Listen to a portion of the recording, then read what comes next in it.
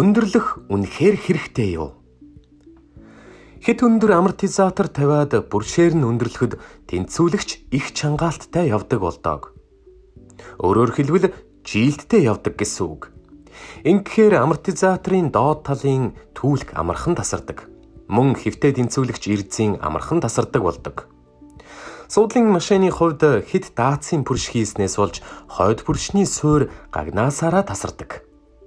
Өндөрлөгөө хийсэн машины тэнхлэг тохиргоо бүрэн хийгддэггүй. Үүнээс болж дугуй жигд бус илэгдэх рүүл булаана. Тэнхлэг тохиргоонд олон дахин орсон ч тохируулагдахгүй байх шинж тэмдгээр илэрч болно. Автомашины тэнцвэр муудаж хурдлах тусам илүү аюултай болж ирдэг.